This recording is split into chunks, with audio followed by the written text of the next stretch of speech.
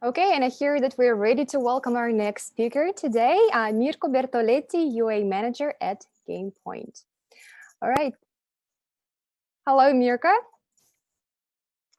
Hello. Hello, hi everyone. Glad that How you are could you join me. today? I'm doing well, and yourself? Good, thank you very much. Thank you so much for joining us today. It's fantastic to have you in the studio.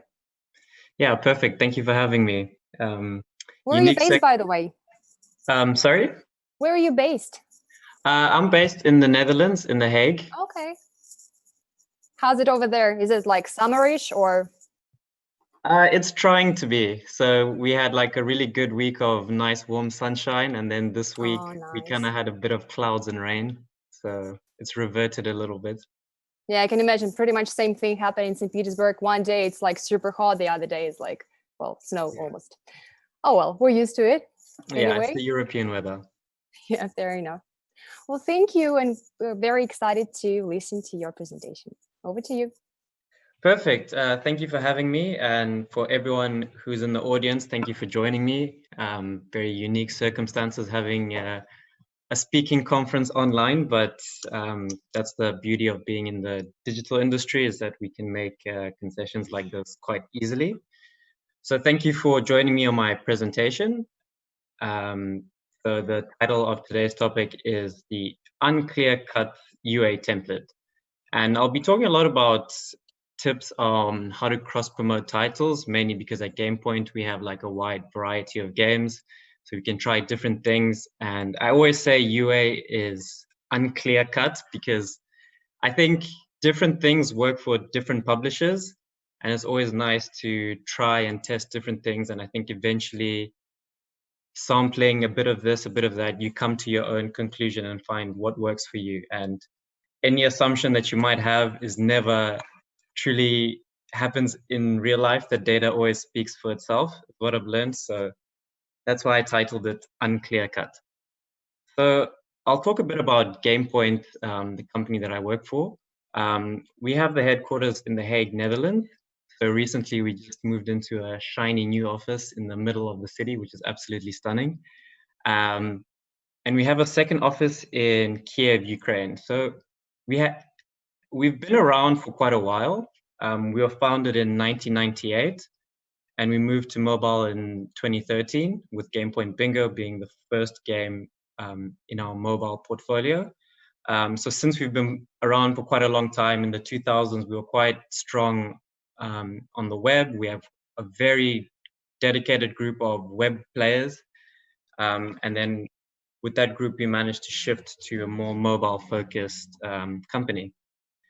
So it's nice working at GamePoint because we're quite big, in my opinion. We have over 120 employees from all over the world, so ranging from obviously the Netherlands because we're based here, but we have people from Australia, from Latin America, from all over Europe. So it's quite a diverse environment to be working in, and which is very, very nice. Every month we welcome about 1 million unique players on web, Facebook, and mobile. And now we're growing really rapidly with our mobile games, but we still have a really dedicated group of players who still play on web and Facebook canvas.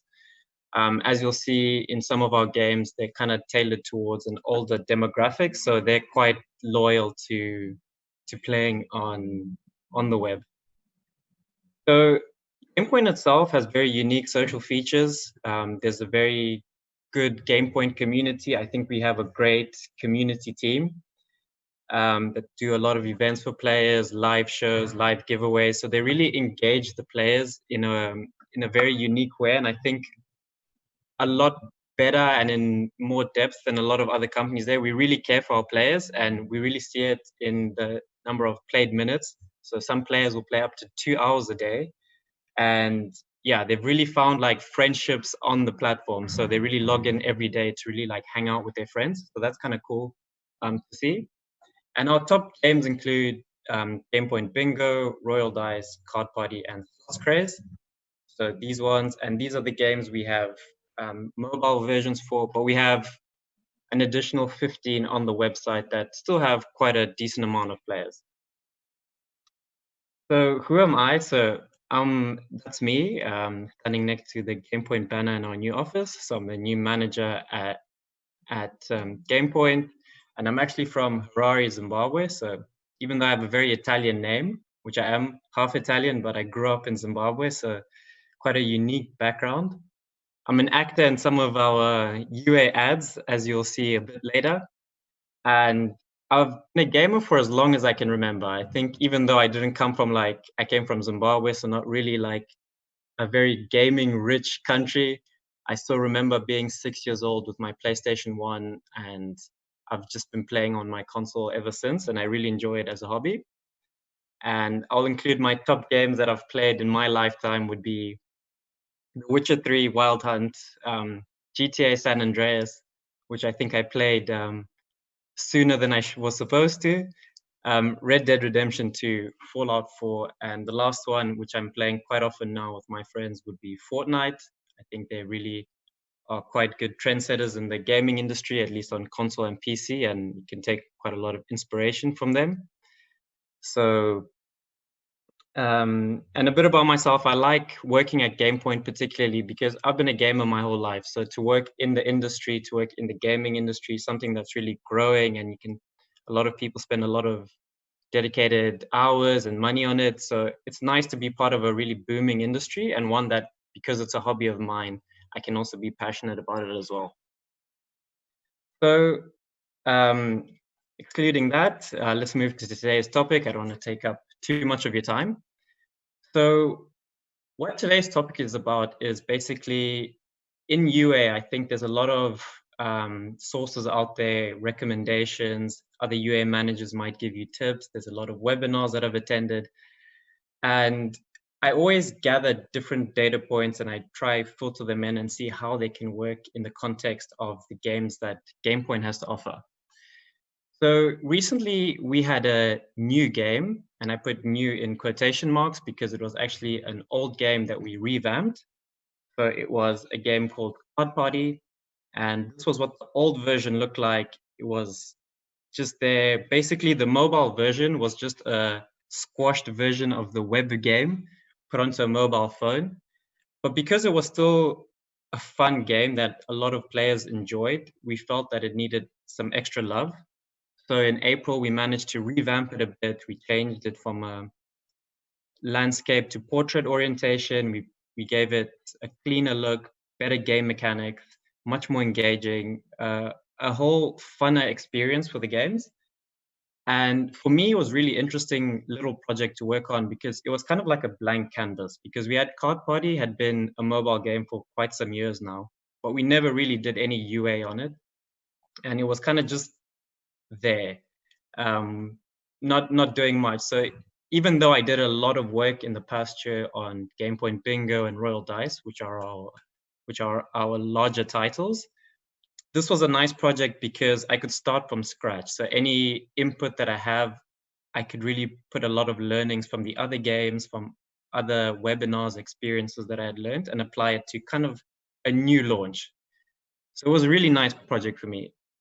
So how I initially started out is we launched the game in about March, and we started running some UA on it. And what we noticed was this honeymoon period. And this is something that was told to us by our Facebook account manager. And our UA was primarily run on Facebook.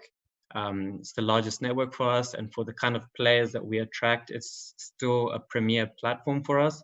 So a lot of what I'll be discussing today will come from a Facebook advertising context.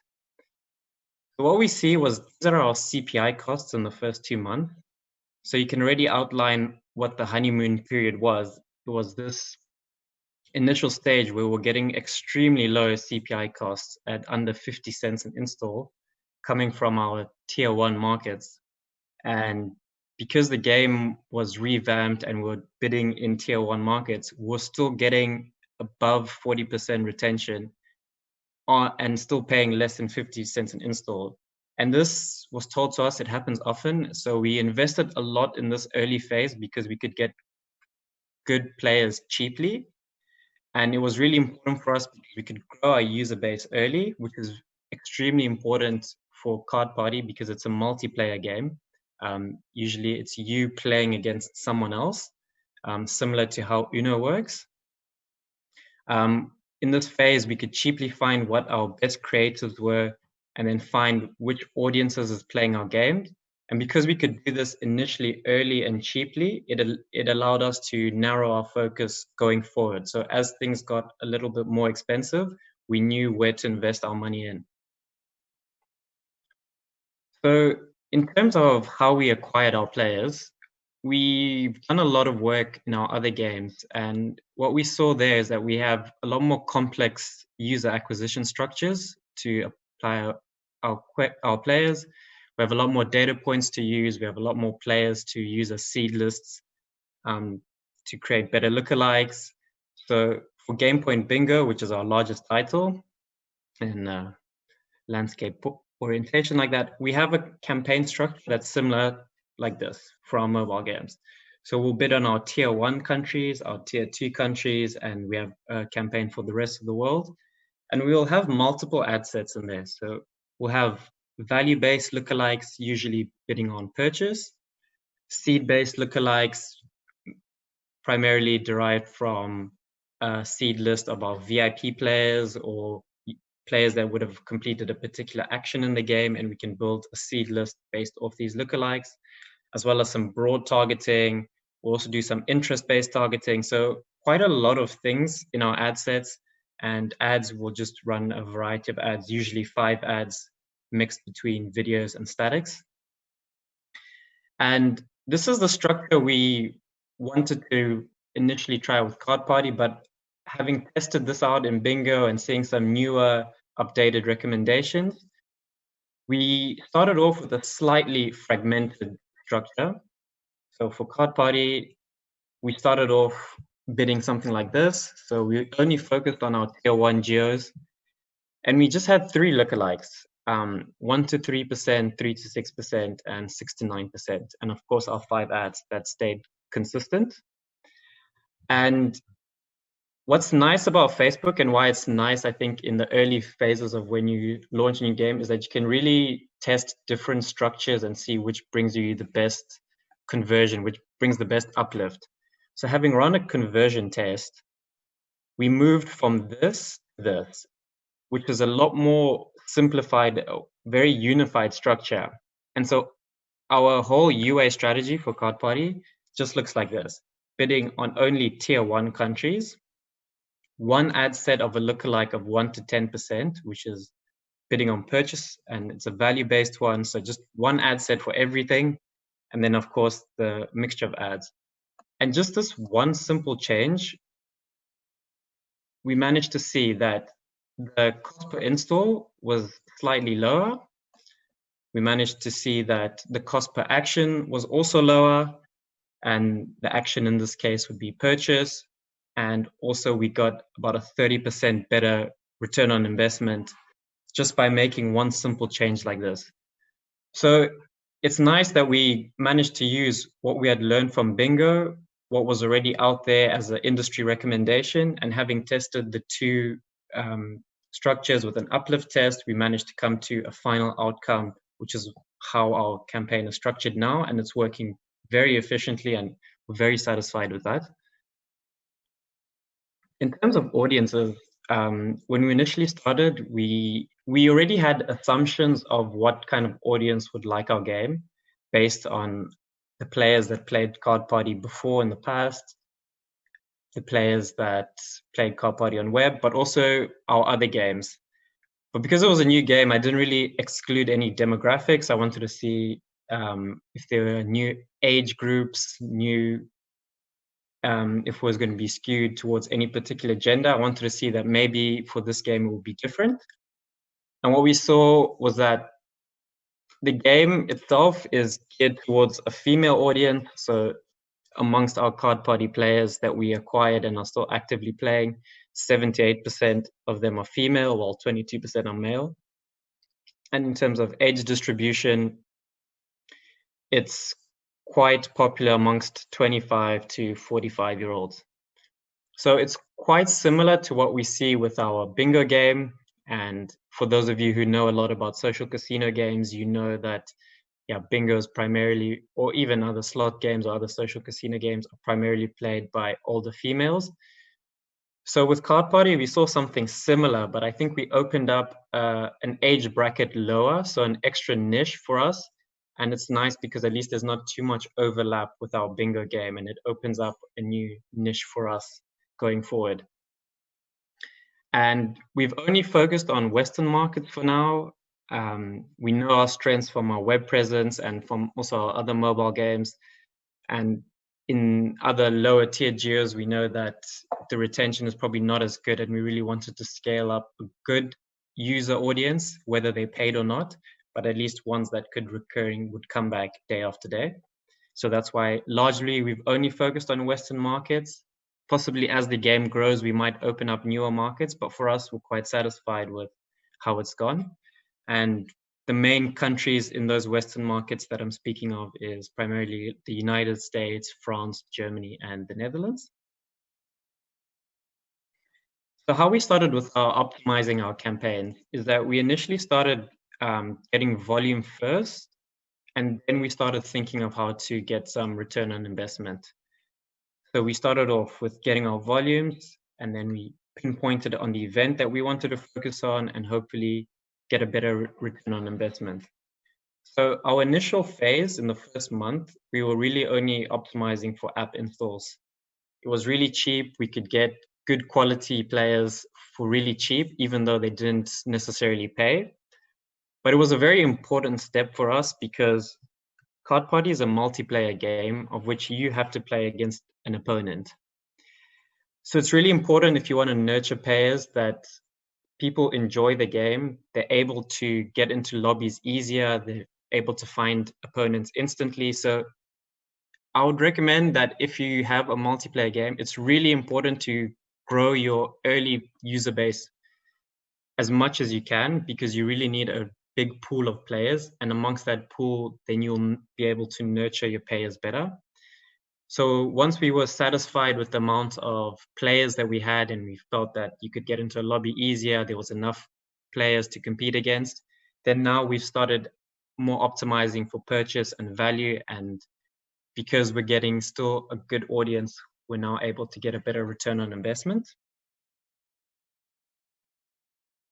Another interesting step that we were able to do is, and this is something that I think is now picking up a lot in the industry, is migrating users, so taking them from A to B. And what I mean by this is that you can still find a lot of valuable users in your ecosystem.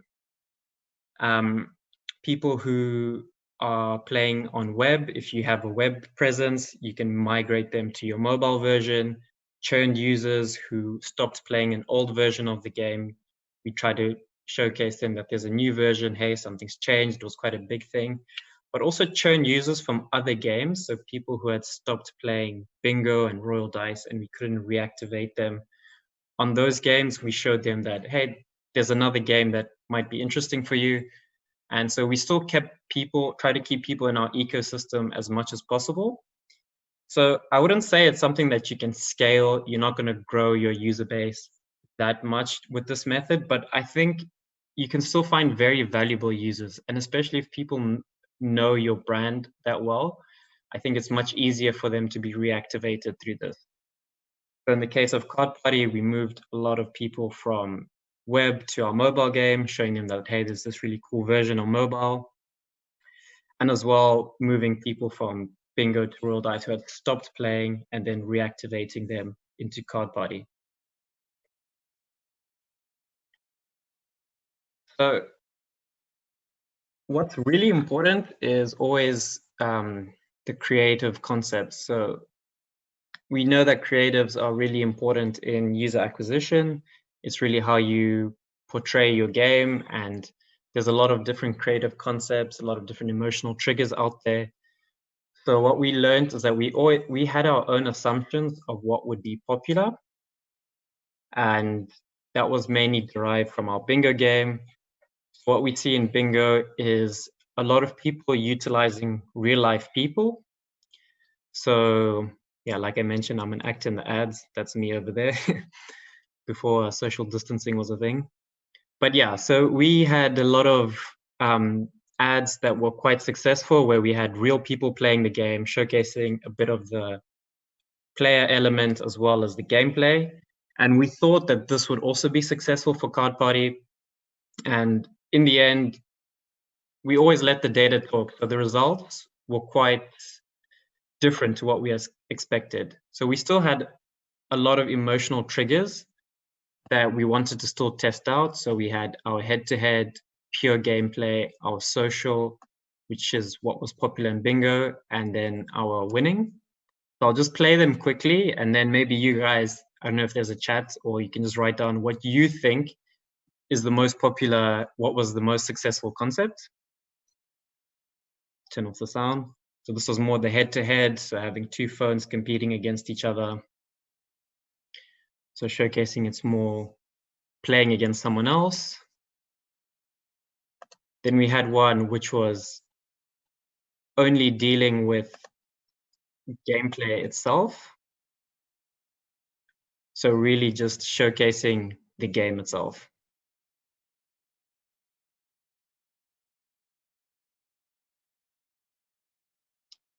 So possibly the least fancy of the ones. So the one that we thought was probably going to be the best was the social one, because it was really popular in bingo. And not just in bingo, but also I see a lot of competitors using real life people in the ads.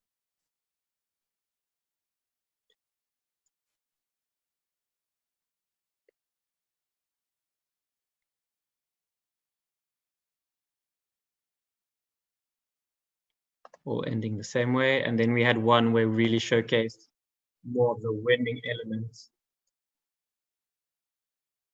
Sorry.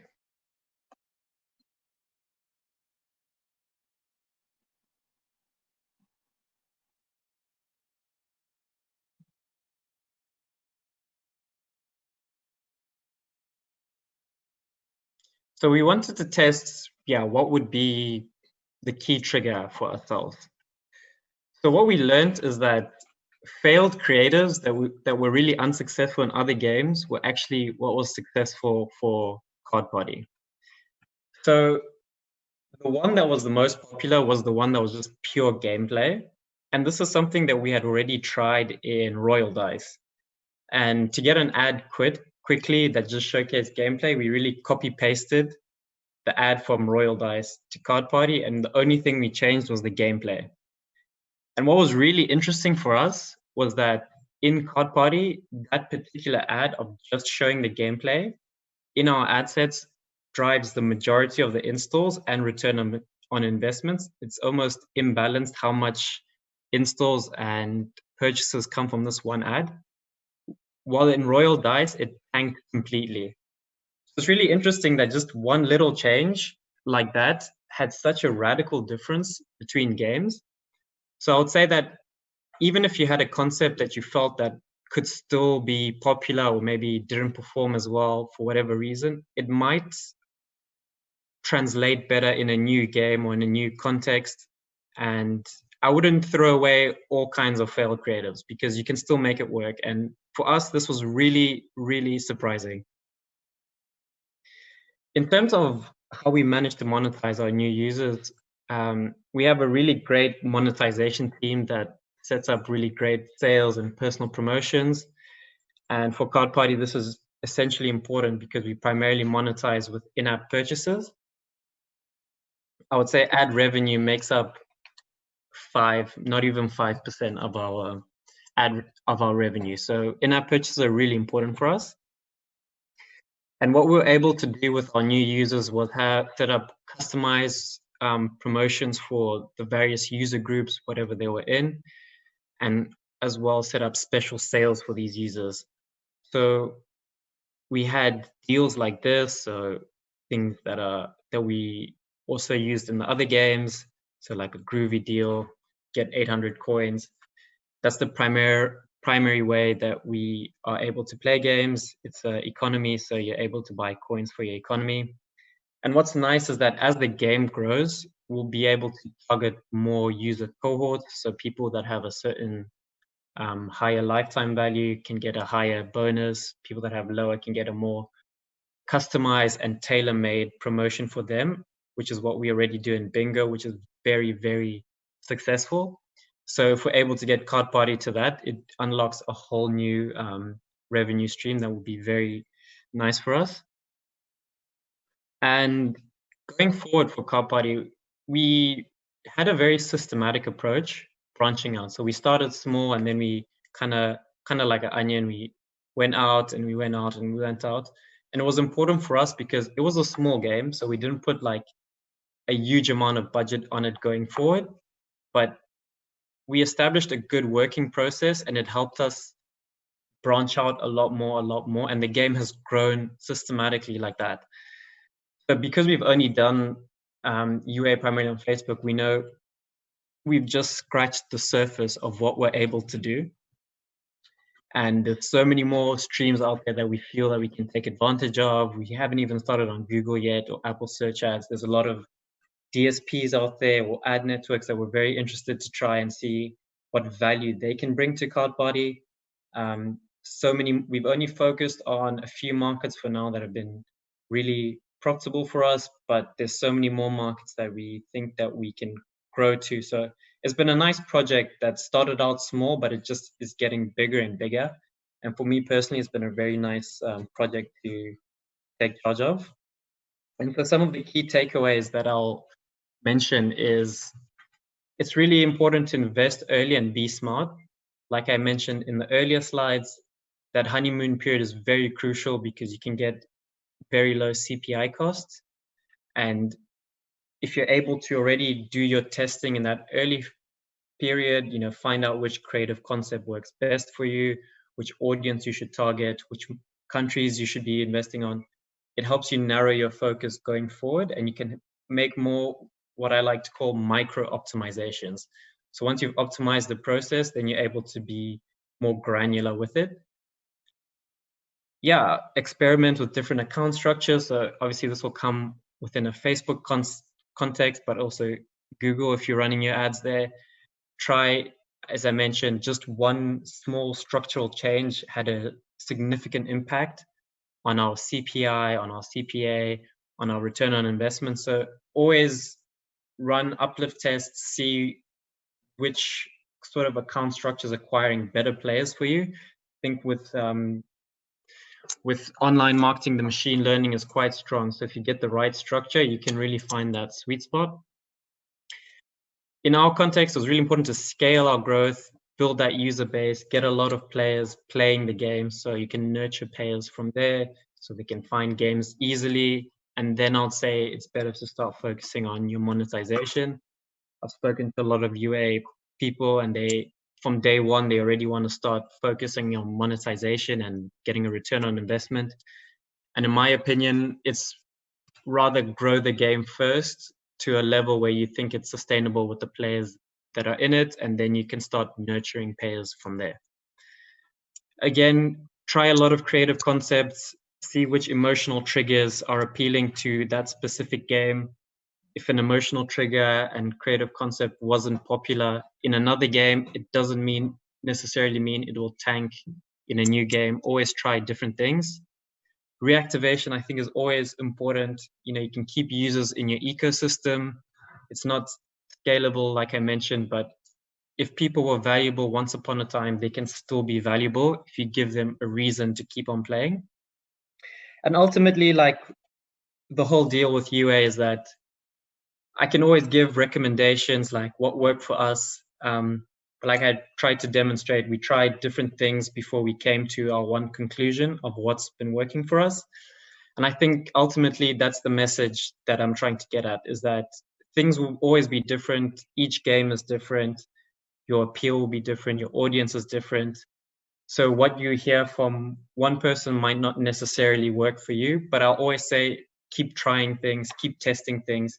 And I think once you've tested all possible variations, then you get to that sweet spot. And once you're there, then you're able to focus a lot better and start growing your game in a much more optimized and systematic manner. And that was my whole presentation. So thank you. And if you have any questions, then I think you can reach out to the to me. Thank you very much, Mirko. Thank you for a fantastic presentation. Oh, wow, your background, I was so surprised. You must have experienced so much in your life. So how many countries have you lived in? So Zimbabwe, the Netherlands, and the US. So not that many, just 3, but Well, sounds the one very is very unique, so it counts diverse. for like Yeah, 5. very much so. Wow, that's exciting. You actually mentioned your presentation. You asked a question, which creative showed the best performance? I assume it was head-to-head. Yeah. Yeah? Yay. No, it wasn't. I It wasn't. head-to-head was okay, but it was the one that just had pure gameplay. So just the Okay. finger moving the cards. Right. Thank you very much. Well, we have a couple of questions for you. Yeah, glad to hear them. First one, well, first of all, we receiving a lot of thank yous for your presentation, which is good. Okay. How do you measure the quality of the creatives in GamePoint? Do you have any special parameters besides IPM? So IPM is definitely one thing that we'll look at, but we always look at click-through rate, so seeing like how many people will see it and then click through. But also you can also monitor the engagement rate, so how much of the video they watched, so how many, like the video percentage watched, the conversion rate of that video, because we've had in the past some videos that presented the game in a different way than what was actually there. So once they landed on the App Store, they actually didn't install the game because it was completely different. So I'll say conversion rate, click-through rate, video percentage watched would be the other ones that we were looking at. Mm-hmm. Thank you very much. And there is a second question as well. Do you have an experience with managed DSP? If yes, how do you evaluate the success in work with this channel? Yeah, we have. So with Card Party, we haven't gone that route yet. It's an option for us in the future. We've done it with our other games. Yeah, what we like to do is that we'll always set a benchmark.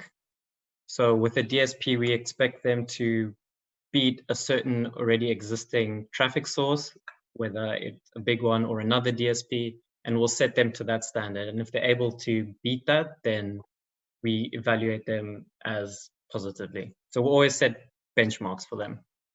Mm-hmm. Thank you very much. And one more question from Dmitry. Do you guys have any specific metrics that prove that the user is indeed activated, meaning like reaching the certain level in the game, spending N hours in it? Yeah, so we have our MMP, which would be Apps Flyer, and we've set up a lot of events that are triggered back that we can monitor what kind of behavior users do once they're in game. So we can see that have they played around, have they completed the registration, how many games have they played, how many stakes have they played, and based on that we can make an evaluation of how good a user is. Mm-hmm. Thank you very much for your answer. Right. Over the past couple of months, have you guys changed your UA strategy, like overall, considering all the changes happening in the world, or are you like sticking to the same point? We've changed slightly, but what we noticed is that given what happened in the world, a lot of our pre-existing campaigns, like the CPIs dropped. We just incorporated maybe new creatives and stuff to take advantage of that. And in this case as well with Carpo, we tested different structures. So I wouldn't say we made like a radical change, but we did try to take advantage of the current situation as much as possible. Okay, well, makes sense totally. Yeah. Thank you very much. And one more question. When you're a big studio with big name and reputation and, well, some budget as well, it's easier to follow your strategies. But what if you're an indie developer and you have very limited budgets available? How do you make UA happen, actually, if you don't have much money to invest into it? Do you have any recommendations for them, maybe? Yeah, I think this particular case study would be quite relevant because for Card Party, it's not one of our bigger games. It gets a lot less budget than our bigger titles. So what I mentioned towards the end was like a branch out strategy. So starting small, seeing with a small budget what users you can acquire, if you can still get optimized for purchases and stuff. So starting small and then opening up from there.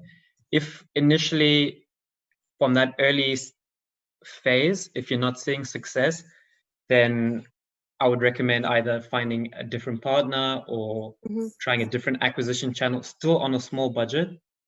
And yeah, starting small.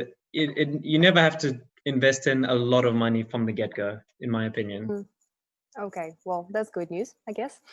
Because if you start off even small and you still see some return on investment, that small becomes bigger and bigger and bigger.